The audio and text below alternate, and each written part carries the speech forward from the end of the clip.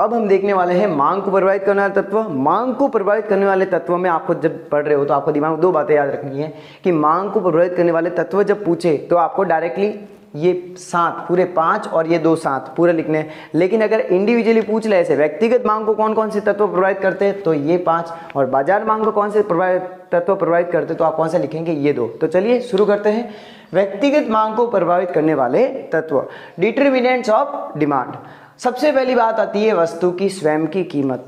भाई ये कैसे, तो अपन ने क्या देखा था अभी, इंडिविजुअल डिमांड कब देखा था, प्राइस बढ़ रही थी तो क्वांटिटी क्या हो रही थी, कम हो रही थी। मतलब वस्तु का मूल्य बढ़ता है तो लोग उसको खरीदना क्या कर देते हैं, कम कर देते, और वस्तु का मूल्य कम होता है तो लोग क्या करेंगे, उसको खरीदना ज्यादा शुरू करेंगे। लेकिन एक बात यहाँ पर ध्यान रखनी है, यहाँ पर ये हमेशा पॉसिबल नहीं है, यूं नहीं कि ये हमेशा होगा। कैसे, मान लो अब जैसे मान लो किसी वस्तु का मूल्य बढ़ रहा है, लेकिन उस आदमी, अब वो मूल्य बढ़ रहा है तो वो अपन को क्या पड़ रहा है, महंगा पड़ रहा है। लेकिन जो व्यक्ति उस माल को खरीद रहा था उसकी इनकम बढ़ गई, उसकी सैलरी बढ़ गई, तो महंगी चीज उसको महंगी नहीं लगेगी, तो भी वो मूल्य बढ़ रहा है तब भी उसे ज्यादा खरीदेगा। तो यहाँ पर तो क्या हो गया कि सर वस्तु की कीमत बढ़ रही है तो भी ज्यादा खरीद रहे हैं। तो यहाँ पर क्या होगा, इन घटकों को आप जब पढ़ रहे हो, इन तत्वों को जब पढ़ रहे हो तो आपको दिमाग में एक बात याद रखनी है जिसे क्या बोलते हैं, सेट्रिस पेराइबस। क्या बोलते हैं, सेट्रिस पेराइबस। अब सेट्रिस पेराइबस का मतलब क्या होता है, when other things remains the same. मतलब कि ये रिलेशन कब होगा कि प्राइस बढ़ रही है और क्वांटिटी कम हो रही है, और प्राइस कम हो रही है और क्वांटिटी बढ़ रही है। ये कब होगा, जब दूसरे घटकों को स्थिर माना जाए, दूसरे तत्वों को स्थिर माना जाए। अब दूसरे तत्व कौन से, मान लो कि उपभोक्ता का जो शौक है, जो पसंद है, जो रुचि है, उसमें चेंज नहीं आ रहा है। जैसे मान लो अगर प्राइस कम भी हो गई, लेकिन तो अब क्या होगा, होना तो क्या चाहिए कि उस प्रोडक्ट की डिमांड बढ़नी चाहिए, लेकिन कंज्यूमर के दिमाग में वो फैशन, वो जो ट्रेंड था वो दिमाग से हट चुका है। मतलब उसको वो प्रोडक्ट पसंद नहीं आया, तो प्राइस कम होने के बावजूद वो उसको नहीं खरीदेगा। तो यहाँ पर तो फिर क्या हो गया कि यार वस्तु की कीमत तो प्रभावित ही नहीं कर रही है। लेकिन यहाँ पर आपको क्या ध्यान देना है कि ये सेट्रिस पेराइबस को दिमाग में रखना है कि ये सब कब सच होंगे, कब इनको आप अप्लाई कर सकते हो, जब ये माना जाएगा, जब एक एक तत्व को पढ़ रहे हो तभी दिमाग में क्या रखना है कि when other things remain same, दूसरे घटक क्या रह रहे हैं, स्थिर रह रहे हैं। क्या रह रहे हैं, दूसरे घटक स्थिर रह रहे हैं। ये कहां से आया, ये लैटिन फ्रेज है, ये लैटिन शब्द है जिसका मतलब क्या होता है कि दूसरी कंडीशंस को क्या माना जाए, सेम माना जाए। मतलब कि जो दूसरी परिस्थितियां है उन्हें क्या माना जाए, स्थिर माना जाए। तो सबसे पहले बात करते हैं वस्तु की स्वयं की कीमत। तो यहां पर वापस वही रूल, जब प्राइस कम होगी तो क्वांटिटी बढ़ेगी, और जब प्राइस बढ़ेगी तो क्वांटिटी क्या हो जाएगी, कम हो जाएगी। तो ये क्या है, वस्तु की स्वयं की कीमत भी मांग को क्या करती है, प्रभावित करती है। अब हम आते हैं दूसरे पॉइंट पर। दूसरा पॉइंट क्या है, संबंधित वस्तुओं की कीमत। संबंधित वस्तु, तो पहले इसको समझने के लिए पहले आप समझिए असंबंधित वस्तु क्या होती है। जैसे मान लीजिए, ठीक है, आपकी जो नोटबुक्स है, क्या है, नोटबुक्स, और अब नोटबुक्स और आप लीजिए स्वीट्स। अब स्वीट्स का और नोटबुक्स का कोई रिलेशन है क्या, मिठाई का और किताबों का कोई रिलेशन है, कोई रिलेशन नहीं है। लेकिन अब अगर मैं कहूँ कार और पेट्रोल, तो ये क्या होगा, रिलेटेड होगा, क्योंकि पेट्रोल किस में डाला जाता है, कार में डाला जाता है। भाई मिठाई का तो किताब से कोई रिलेशन नहीं है। अब मैं बोलूँ पेन और इंक, इंक किस में डाली जाती है, इंक पेन में, तो उसमें आप डालोगे तो वो क्या हो गए, रिलेटेड हो गए। शूज और उसकी पॉलिश, तो वो क्या हो गए, रिलेटेड हो गए। तो कहने का मतलब रिलेटेड प्रोडक्ट कौन से, जो क्या है, संबंधित है एक दूसरे से, जिनका एक दूसरे के साथ काम चलता है। तो यहां पर क्या हो गई, संबंधित वस्तुओं की कीमत। अब संबंधित वस्तुओं की कीमत कैसे प्रभावित करती है, इसको हम देखते हैं। संबंधित वस्तुओं की जब भी बात करें तो आपको 2 पॉइंट दिमाग में रखने हैं। संबंधित वस्तु 2 प्रकार की, एक तो होते हैं कॉम्प्लीमेंट्री गुड्स, एक होता है सब्स्टिट्यूट गुड्स। कॉम्प्लीमेंट्री का मतलब क्या, पूरक वस्तु है। क्या वस्तु है, पूरक वस्तु। और सब्स्टिट्यूट का मतलब क्या हो गया, प्रतिस्थापित वस्तु है, प्रतिस्थापन वस्तु है। तो अब देखते हैं पहले पूरक वस्तु है कि ये होते क्या है। पूरक वस्तु का मतलब क्या हुआ, जो एक दूसरे के साथ प्रयोग की जाती है। कैसे, एग्जांपल दे दिया, आप चाय पीते, चाय में क्या डाली जाती है, शुगर डाली जाती है, ठीक है। उसके बाद आप एक और एग्जांपल लीजिए, कार में क्या डाला जाता है, पेट्रोल डाला जाता है। आप ब्रेड ले लीजिए, ब्रेड में क्या होता है, बटर डालते हैं आप। और आप मार्कर ले लीजिए, मार्कर में क्या होता है, इंक होता है, इंक और मार्कर। तो इस प्रकार से हमने क्या देखा, ये कौन से गुड्स है, ये है पूरक वस्तु है। कौन सी है, पूरक वस्तु है। तो सबसे पहले पूरक वस्तु की बात करते हैं। अब देखना यहां पर क्या होता है, पता है, पूरक वस्तु में जब एक वस्तु का प्राइस बढ़ता है तो दूसरे की क्वांटिटी कम होती है।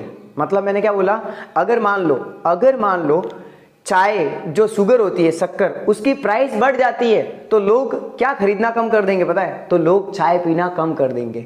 तो क्वांटिटी किसकी कम हो गई, चाय की कम हो गई। इसको समझते हैं जरा। यहाँ पर अपन ने ले लिया, यहाँ पर ये क्या लिया अपन ने, शुगर की प्राइस ले रहे हैं, यहाँ पर क्या ले रहे हैं, शुगर की प्राइस, और यहाँ पर क्या ले रहे हैं, क्वांटिटी ले रहे हैं, क्या ले रहे हैं, क्वांटिटी। तो जब शुगर की प्राइस कम थी, क्या थी, शुगर की प्राइस कम थी, तो क्वांटिटी क्या थी, ये थी क्वांटिटी किसकी, ये है टी की क्वांटिटी है, किसकी है, टी की, और ये प्राइस किसकी है, ये प्राइस है शुगर की। तो अब यहाँ पर आपको ध्यान से समझना है, यहाँ प्राइस किसकी दी हुई है, शुगर की। तो जब शुगर की प्राइस P है तो टी की क्वांटिटी कितनी है, Q1।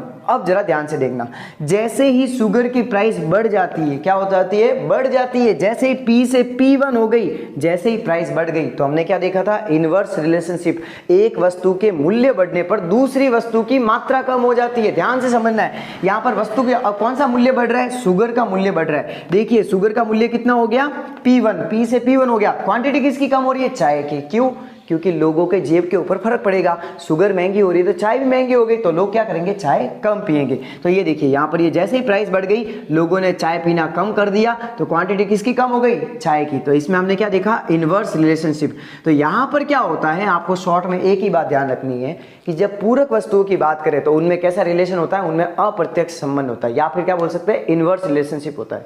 तो यहाँ पर ये तो हुई पूरक वस्तुओं की बात, इसको क्या बोल सकते हैं, नेगेटिव रिलेशन। अब बात करते हैं प्रतिस्थापन वस्तुएं। सर प्रतिस्थापन का मतलब क्या हो, जो एक दूसरे का स्थान ले ले। अब जैसे मान लो, मैं एक बात कर दूं आपको, बॉल पेन है, ठीक है, उसकी जगह इंक पेन भी तो काम में ली जा सकती है। मान लो बाइक है, बाइक की जगह स्कूटर भी तो चलाया जा सकता है।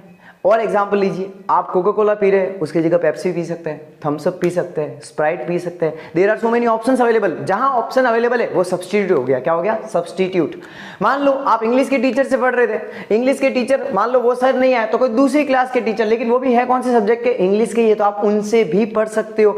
अब ये बात रही कि वो कॉलेज वालों को पढ़ाते हैं, आप 12th में हो, लेकिन पढ़ तो सकते हो ना, सब्स्टिट्यूट तो कर सकते हैं। तो इस प्रकार से हम कह सकते हैं, ऐसी वस्तु जो दूसरे का स्थान ले ले उसको क्या बोल देंगे, सब्स्टिट्यूट। अब जैसे मान ली यहां पर एग्जांपल लीजिए, टी और coffee is the best example.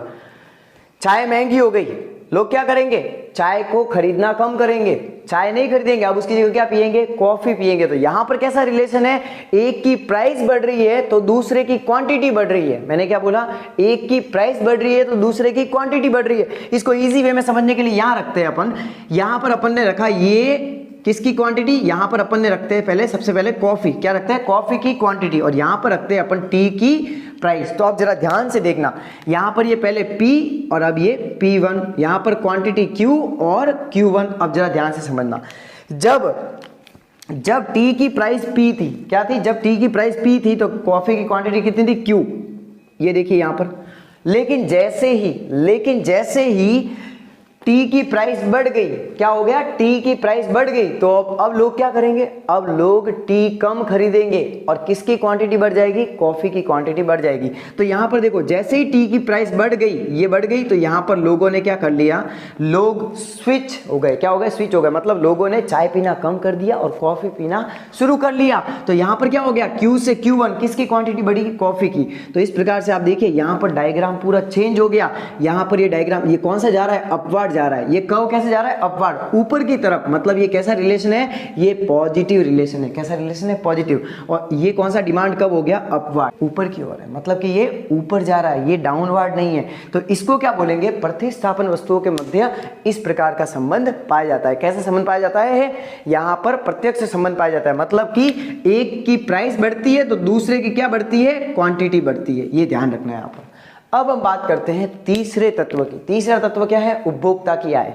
यहां पर भी आपको वही बात ध्यान रखनी है, यहां पर क्या हो रहा है, उपभोक्ता की आय बढ़ने पर क्वांटिटी बढ़ती है। मैंने बोला था कि नहीं, जरूरी नहीं है कि वस्तु की कीमत बढ़ी तो क्वांटिटी कम हो। ये कब होगा, जब सेट्रिस पैराइबस, मतलब क्या हो गया, जब दूसरे तत्व, दूसरे जो घटक है उनको क्या रखा जाए, स्थिर रखा जाए। तो अब बात करते हैं अपन उपभोक्ता की आय की। माना कि उपभोक्ता की आय पहले इतनी थी, मतलब कि इनकम का लेवल ये था, तो क्वांटिटी कितनी थी, ये थी, ठीक है, तो ये हो गया। अब बात करते हैं कि उपभोक्ता की आय बढ़ गई, क्या हो गया, उपभोक्ता की आय बढ़ गई, ये इनकम का लेवल I से I1 हो गया। तो अब वो क्या करेंगे, इनकम का लेवल बढ़ गया तो ज्यादा क्वांटिटी की डिमांड करेंगे, तो क्वांटिटी क्या हो जाएगी, Q1। और अब देख लीजिए ये वापस किधर गया, ये वापस इधर गया। तो इस प्रकार से अपन ने क्या देखा, जैसे जैसे उपभोक्ता की आय बढ़ती है तो क्वांटिटी की जो मात्रा होती है वस्तु की वो क्या हो जाती है, बढ़ जाती है। अब देखो यहाँ पर एक बात ध्यान रखना है, जरूरी नहीं है कि ये भी हमेशा हो। जो विलासिता की वस्तु होती है उनकी डिमांड बढ़ती है, लेकिन जो निकृष्ट वस्तु है, ये वर्ड आपके बुक में है, निकृष्ट वस्तु है, मतलब कि सस्ती क्वालिटी का गुड्स, मतलब अच्छी क्वालिटी का जो गुड्स नहीं है वो वाला, जिसको गिफिन गुड्स बोलते हैं। क्या बोलते हैं? Giffen goods. अब जैसे बाजरा ले लो, ठीक है, आप मक्का ले लो, आप जब आपकी इनकम बढ़ेगी तो आप ये नहीं खाओगे, आप चावल लोगे, ठीक है। कहने का मतलब प्रीमियम प्रोडक्ट्स ही आप बाय करोगे, आप खरीदोगे। तो इस प्रकार से अपन ने क्या देखा कि जैसे जैसे उपभोक्ता की आय बढ़ती है तो क्वांटिटी भी क्या होती है, बढ़ती है। अब हम बात करते हैं फोर्थ पॉइंट की, उपभोक्ता की पसंद या रुचि। ये बहुत ही इजी पॉइंट है। कैसे? जिस प्रोडक्ट में आपको इंटरेस्ट होगा, जिस प्रोडक्ट में आपका मन लगेगा कि यार ये प्रोडक्ट अच्छा है, ये फैशन में चल रहा है, उसकी प्राइस बढ़ेगी भी तो भी आप उसको खरीदेंगे। तो कहने का मतलब मांग को कौन सा तत्व प्रभावित करता है? उपभोक्ता की पसंद या रुचि भी। अब नेक्स्ट पे आते हैं भविष्य के बारे में उपभोक्ता की प्रत्याशा। इसको क्या बोलते हैं? Future expectation of the price.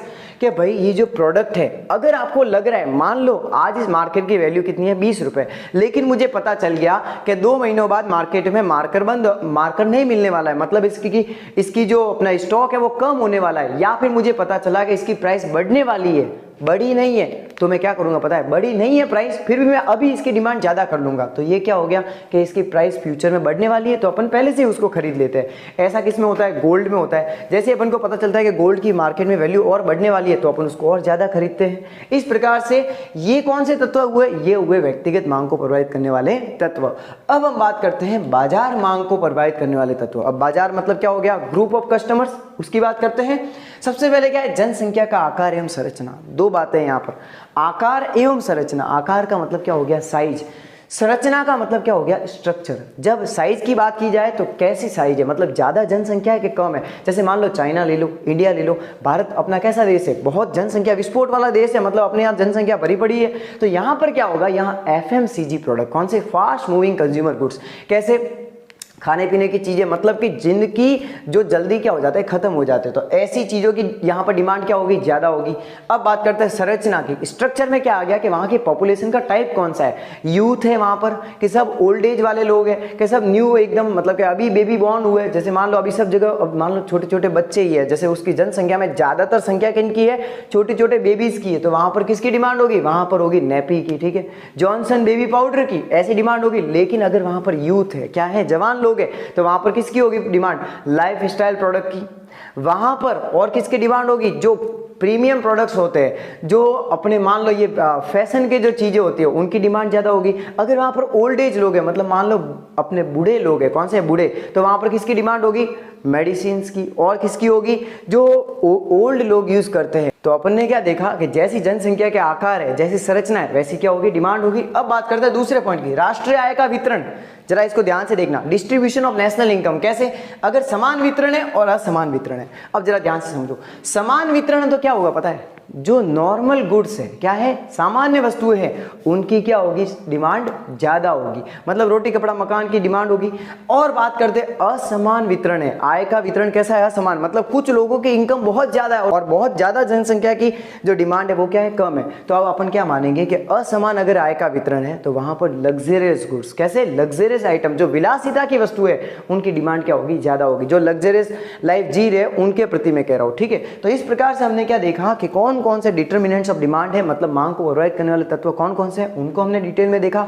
अब हम देखने वाले हैं मांग का नियम, मतलब कि लॉ ऑफ डिमांड क्या होता है उसको समझते हैं। बहुत इजी है, इसको कैसे समझना है, एक ही बात ध्यान रखनी है, 2 मिनट का है। कैसे?